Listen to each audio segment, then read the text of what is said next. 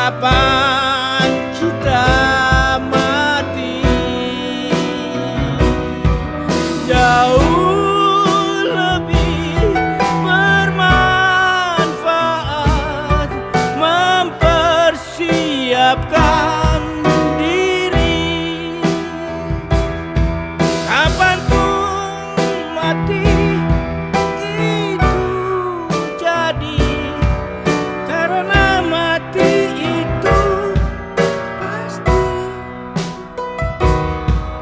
Gempa bumi dan tsunami di sini seperti mati. Untuk apa juga memprediksi kapan gempa tsunami lagi. Jauh lebih bermanfaat mempersiapkan diri. Kapanpun peristiwa itu terjadi, karena gempa dan tsunami itu pasti.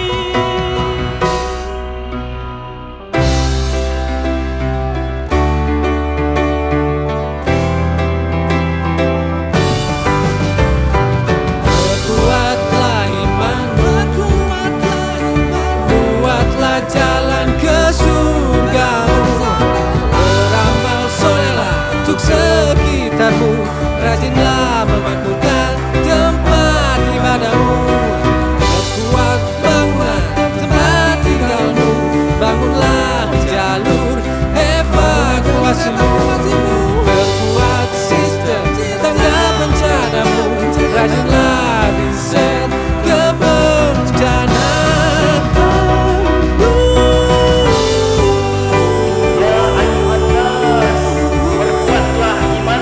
Perkuat bangunan tempat tinggalmu, jalan ke surgamu. bangunlah jalur evakuasimu. Beramal solehlah untuk sekitarmu, Perkuat sistem tanggap bencanamu, rajin-rajinlah memakmurkan tempat ibadah. rajin-rajinlah riset kebencanaan.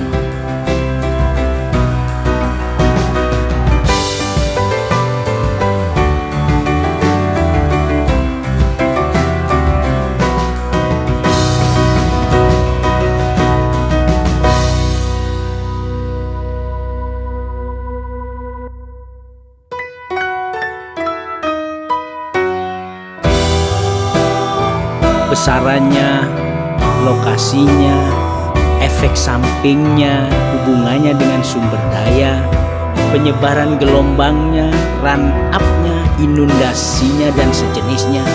Itu semua perlu dan penting dan kifayah untuk diuraikan. Karena tidak sia-sia Allah menciptakan semuanya. Kalaupun sampai ilmumu memprediksi waktunya, gunakan saja baik-baik untuk yang lainnya. Kalaupun sampai ilmumu memprediksi waktunya, gunakan saja baik-baik untuk yang lainnya.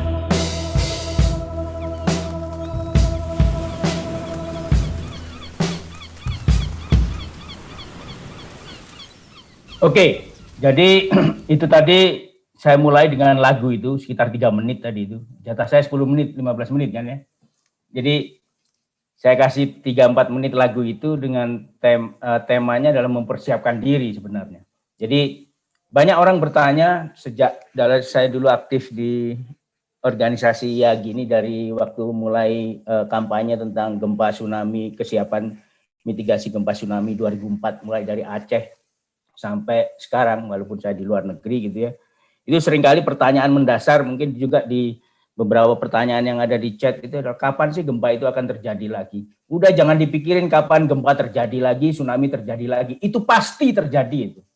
Itu pasti terjadi di sepanjang jalur yang ditunjukkan tadi oleh oleh BMKG tadi juga oleh Pak Sadono juga dari BPBD. Itu semua itu pasti terjadi. Di Indonesia itu pasti kayak mati itu. Kayak orang mati aja itu pasti ada. Dan itu 300 tahun sekali, 200 tahun sekali, itu pasti. Di Malang ya pasti ada. Apalagi lokasinya makin ke selatan Pulau Jawa, makin ke barat Sumatera gitu ya. Kecuali misalnya nih di Palangkaraya, itu pun ternyata ada juga sekitar 4-5 tahun yang lalu ada gempa dalam di sana itu yang bikin akhirnya ada beberapa rumah retak dan sebagainya. Nah, makanya gempa bumi dan tsunami di Indonesia di sepanjang jalur gempa dan tsunami kita itu adalah pasti. Jadi udah jangan ditanyakan kapan dia terjadi, siap nggak kita itu. Itu dia. Ya, jadi jauh lebih penting itu, siap apa tidak. Nah, salah satu kesiapan itu adalah mitigasi, yaitu siap untuk mengurangi resiko nantinya. Siap itu artinya siap untuk nggak mati, siap untuk nggak rugi, gak kakean rugi, opo gak mati, semaput tok, opo ketiban, opo sikil, gak popo misalnya. Tapi ya itu tadi, siap nggak kita ini. Nah, dalam konteks kesiapan itu, saya melihat bahwa kita ini bangsa yang selalu ngenteni ikut terjadi terus ribut gugup gitu ya. Akhirnya terus menerangkan oh ini terjadi karena begini-begini. Enggak penting itu, yang penting bagaimana kita bersiap. Tadi itu sudah dikatakan sebenarnya persiapan-persiapan itu termasuk apa sebenarnya? Ya tadi early warning system itu ada, tetapi salah satu yang menonjol dari tadi yang saya lihat tentang peta gempa di Malang sendiri gitu. Itu ada atau tidak? Yaitu biasanya disebut sebagai peta percepatan tanah untuk gempa. Itu sebenarnya nggak ada. Dalam konteks misalnya Malang itu apakah pusat gempa atau kena gempa? Itu juga seringkali membingungkan. Tadi ada istilah gempa di Malang tahun 67 gitu ya. Apakah benar itu sumbernya ada di bawah Malang, di bawah Dampit, atau di bawah Sumber Manjing gitu ya? Itu nggak kayak gitu. Atau gempa Bantul gitu ya. Apakah sumbernya di Bantul gitu? Gempa Tasikmalaya, sumbernya Tasikmalaya, seringkali itu jadi masalah di kita karena nama gempa itu belum tentu nama sumber gempa. Jadi ada nama gempa biasanya nama daerah yang terdampak paling kuat oleh gempa itu. Nah, pada umumnya di daerah Malang sumber gempanya itu ada di selatan. Apa itu yang tadi disebutkan megatrust. Tetapi kalau misalnya di Sumatera, sumber gempanya itu bisa jadi di megatrust, yaitu di bagian barat Sumatera, atau di darat sendiri, yaitu di patahan-patahan yang namanya Sumatera Fault. Dan itu juga bahaya itu patahan-patahan di darat itu. Nah, di Malang ada nggak patahan di daratnya? Itu yang dari tadi nggak keluar dari situ. Yang ada adalah sama dengan sepanjang daerah dari Banten sampai Banyuwangi, ya, atau dari Aceh sampai Lampung. Itu daerah-daerah itu semua yang saya sebut di daerah barat Sumatera, di daerah selatan Jawa, itu paling rawan terhadap gempa dan tsunami. Kapan terjadi? Ojo takok, pasti terjadi. Nah, bagaimana kita bisa menyiasati itu dan mengurangi risiko itu jadi penting. Makanya saya bikin lagu itu tadi. Yang penting itu riset mitigasi. Itu sejak 2004 sampai akhirnya mengemuka kemarin gempa Palu itu sudah dimitigasi. Likuifaksinya di gempa Palu itu, masih ingat nggak pada waktu itu bahwa ternyata ada peta likuifaksi daerah Petobo dibikin oleh Badan Geologi tahun 2012. Setelah kejadian baru orang tahu, oh ada petanya ternyata di situ. Tapi nggak ada apapun yang dilakukan oleh pemerintah daerah, oleh masyarakat, oleh siapapun yang bertanggung jawab atas kehidupan kita bersama pada waktu itu untuk mengimplementasikan peta itu dijadikan peta jalan untuk keselamatan berikutnya. 2012 dibikin petanya, 2018 gempa Petobo tenggelam, disedot sama lumpur yang ada di sana karena ada likuifaksi, peta Palu bergerak dan sebagainya. Jadi kita ini bangsa yang nggak berhentinya terus diajari sama Gusti Allah, tetapi terus juga ngerti-ngerti terus gitu loh. Jadi artinya apa? Mitigasi itu jadi sangat penting di sini. Itu yang perlu saya ungkapkan. Salah satunya adalah saya pernah nulis di Facebook saya, di-share sama 1.000 orang lebih gitu ya. Setelah gempa Palu, kemudian tsunami Selat Sunda pada itu masih terjadi beberapa kali karena ada longsoran dari Gunung Krakatau. Saya nulis ini 15 daerah potensi gempa tsunami Indonesia dari 2019 dan seterusnya. Saya setiap akhir tahun 2018 Desember, 31 Desember saya nulis. Kemudian 31 Desember 2019 saya juga nulis waktu itu tentang ibu kota negara gitu ya. yang dipindahkan dari Jakarta ke Kalimantan. Kebetulan disertasi saya di sana dan saya bilang, oh ini nggak make sense. Saya nulis juga, di-share juga banyak orang. Ini salah satunya yang di-share juga. Kemudian waktu itu saya dipanggil sama Pak Doni karena saya nulis ini dan saya ceritakan juga.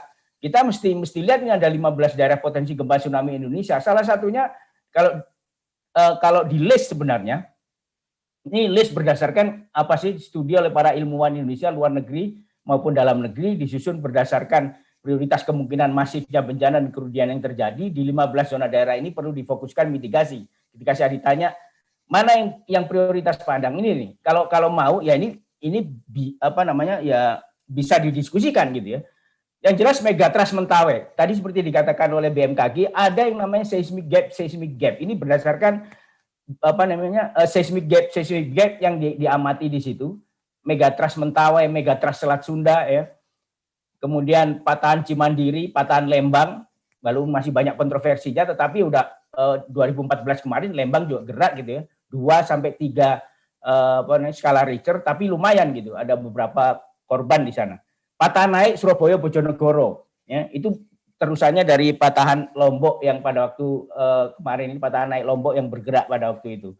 Kemudian patahan naik di Selat Madura. Palu Koro segmen selatan ya. Kemudian patahan naik offshore Sulawesi Barat. Nah, ini yang nomor 8 itu kemarin Mamuju itu. Itu bergerak juga. Nah, ini padahal sebelum itu saya udah katakan bahwa ini jadi prioritas gitu. Prioritas 8 ternyata keluar kemarin tahun 2020 kalau nggak salah. Terus zona penunjukan Sulawesi Utara, gempa tsunami Tarakan, patahan Sumatera, patahan Baribis, Megatrust Jember Banyuwangi, Megatrust Bali Lombok Sumbawa, itu di selatannya, bukan yang di Lombok kemarin di utara. Kemudian patahan Sorong, zona penunjukan Papua Utara. Ini hanya menyebut 15 yang menurut riset saya dikaitkan dengan publikasi yang ada, itu perlu difokuskan. Malang Malang nih nomor 13 itu. Tetapi Malang bisa juga kena yang nomor 14. Ya. Malang bisa juga kena misalnya ya di sekitar itu, misalnya Surabaya bergerak, Malang juga kena. Jadi Malang itu bisa kena dari pergerakan yang ada di Surabaya, Bojonegoro tadi itu, yaitu zona Kendeng, karena Malang ada di selatannya gitu ya. Malang juga bisa kena dari nomor 13, Megatrust Jember Banyuwangi. Malang bisa kena dari nomor 14, Megatrust Bali Lombok Sumbawa. Malang sendiri, Kabupaten Malang, Kabupaten Malang di selatannya, itu jadi sumber gempa? Enggak. Itu pertanyaan besar, karena tadi dikatakan belum ada yang memetakan aktif atau tidak aktifnya patahan-patahan di Malang. Kalau kita lihat patahan di Malang sebenarnya, ya, ini salah satunya. Ini saya comot aja. Ini di daerah Sumber Manjing Wetan. Itu dipetakan ini ada patahan. Ini nampak patahan normal. Terus di sebelah sininya ada patahan gambar saya kelihatan nggak ini? Kelihatan, Mbak? Terlihat jelas, Pak. Oke. Ini ada patahan mendatar di Dampit itu. Nah, di Dampit itu ada patahan mendatar, kemudian di sebelah barat Sumber Manjing itu ada patahan normal, ada Kali Banteng dan sebagainya yang ada patahan di situ. Masalahnya adalah patahan ini aktif nggak? Ya. Kalau dia nggak aktif ya nggak apa-apa, paling longsor-longsor tok. Ya. Tapi kalau dia aktif, dia akan menimbulkan sumber gempa di situ. Namanya juga aktif gitu ya. Dan atau dia akan bergerak karena didorong dari selatan. Jadi even di daerah-daerah yang kayak Malang kayak gini, kalau ada gempa, kalau kita lihat yang di sini deh, di gambar yang satunya lagi ini, di bagian ada Megatrust ini di bawah ini, itu kalau Megatrustnya itu gerak, kemudian ada patahan-patahan yang arahnya utara selatan, dan itu hampir subparalel dengan gerakan Megatrust, maka daerah-daerah yang ada patahannya gini, kayak di daerah sebelah barat Sumber Manjing Wetan ini, itu yang akan kena paling parah dibandingkan dengan yang lainnya. Karena apa? Karena bidangnya lemah. Kursor saya kelihatan nggak? Kursor saya ini, Mbak. Kursor saya kelihatan? Kelihatan, Pak. Kelihatan. Oke. Jadi ini sampean lihat semua ini patahan ini ya. Ini dipetakan di situ ada gitu. Tapi kalau ini menerus ke arah selatan kayak gitu sampai ke pinggir pantai gitu ya. Begitu ada gerakan dari Megatrust. Apa sih Megatrust itu ya? Penunjaman lempeng di selatan Jawa itu namanya Megatrust gitu. Kalau yang trust biasa itu kayak Lombok bagian utara kemarin bergerak itu trust biasa. Zona Kendeng Surabaya Bojonegoro itu trust biasa. Nah, Megatrust itu apa? Lempeng benua disusupi lempeng samudra, itu megatrust. Begitu itu gerak, jadi batu setebal 30 kilo, selebar 100 kilo, sepanjang mungkin sekitar 500 kilometer, itu bergerak bersama-sama. Mungkin cuma 7 meter kayak gitu, tapi karena 30 kilo kali 100 kilo kali 500 kilo bergerak kayak gitu, ya itu akhirnya membuat gempa yang luar biasa. Kayak dulu Aceh itu gempa tsunami-nya disebabkan oleh satu lempeng yang tebalnya 30 kilo, yaitu pusat gempanya 30 km disebut dangkal gitu ya. Kemudian lebarnya 100 kilo, panjangnya 1000 kilo sampai di Myanmar sana. Nah, itu bergerak sama-sama 14 meter. Ya udah, itu hancur semua di daerah daratnya itu. Jadi di sini itu yang disebut sebagai megatrust. Nah, itu kalau megatrust di selatan Jawa itu, tadi itu yang saya katakan di selatannya Jember sama Banyuwangi itu bergerak, yang ada seismic gap yang tadi dikatakan ada bunderan 3 di selatan Jawa yang dibikin oleh BMKG tadi itu bergerak. Itu yang Malang yang kena yang mana? Yang kena adalah daerah-daerah rawan yang ada patahan-patahan yang arahnya utara selatan. Nah, ini yang seharusnya kalau ada BPBD, ada Kabupaten Malang, ada dinas ESDM atau dinas apapun yang berhubungan dengan keselamatan masyarakat, mestinya mitigasinya juga memetakan patahan-patahan itu ada di mana di Malang itu. Nah, di daerah yang ada kena patahan itulah daerah paling rawan. Ya di luar itu gimana? Ya podo aja omae ya roboh juga ya. Tetapi yang paling roboh, paling rusak ya daerah-daerah sini kalau kena dari selatan. Apakah ini sudah dilakukan? Belum. Nah, makanya saya katakan mitigasi kita itu harus lebih bersistem kayak gini sedemikian rupa sehingga ketika kita membuat perencanaan nanti kalau terjadi orang-orang yang di sekitar patahan ini itu sudah tahu apa yang harus dilakukan atau omae diperkuat atau yo jangan di sekitar daerah situlah ya kebon oleh di kono kebon gawe kebon yo tetapi omae ojo di kono kira-kira gitu. Nah itu kan bagian dari mitigasi. Nah ini yang menurut saya belum dilakukan. Jadi hal-hal yang sifatnya teknis saintifik ya tetapi peta dasar dan juga hal-hal yang terkait dengan penelitian dasar gini menurut saya harus digalakkan ya BPBD, kemudian BMKG dan Badan Geologi terutama ya.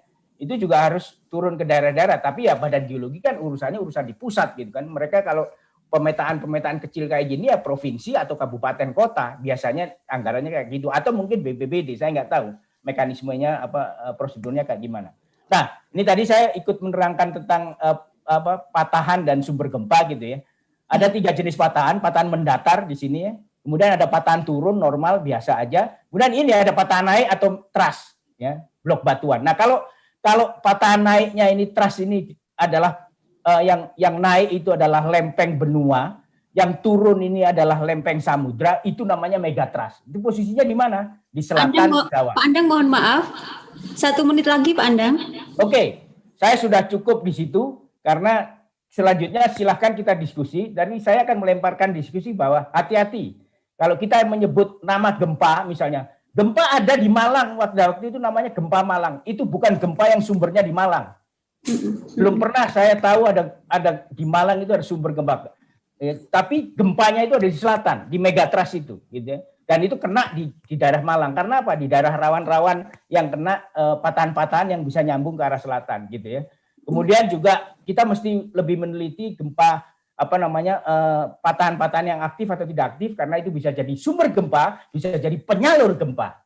Nah, itu yang di Malang itu harus kita lihat di mana. Kemudian juga tentang patahan geser, normal, trust dan megatrust kayak gitu. Selain itu, slide terakhir saya bilang kita mestinya bisa memanfaatkan pecinta alam untuk mitigasi bencana. Kemarin saya barusan bicara di Universitas Brawijaya soal bagaimana pecinta alam itu bisa jadi garda depan kita. Karena mereka itu yang gampang dalam tanda kutip ya dolen nang dindi kok gitu ya. Tapi zaman dulu kalau pecinta alam agak serius biasanya bikin laporan perjalanan gitu ya. Nah, saya di AMC ya, Adventure Mountain Climbers di Malang, saya juga anggota sejak tahun 70-an dulu. Terus saya mulai 2006 kemarin bikin program sampai penyusuran pantai selatan dari Pacitan sampai Banyuwangi 600 kilo dan sebagainya. Itu anak-anak pecinta alam itu jalan sambil nyatet gitu, di mana ada tempat-tempat bekas tsunami, di mana ada tempat-tempat jalur evakuasi yang bagus. Makanya BPBD sebenarnya bisa kerjasama dengan para pecinta alam gitu. Kan anggarannya terbatas. Kalau pecinta alam paling Indomie, rokok, kopi, jalan wis. kayak gitu. Jadi anak-anak SMA, anak-anak perguruan tinggi itu, kalau BPBD kan mesti ada surat jalan, SPPD dan sebagainya. Itu disponsori setidaknya pecinta alam itu jalan. Nah, kalau dulu pakai laporan, sekarang semua pecinta alam pasti ya mudah-mudahan banyak lah yang punya Instagram, punya Twitter, punya Facebook gitu ya.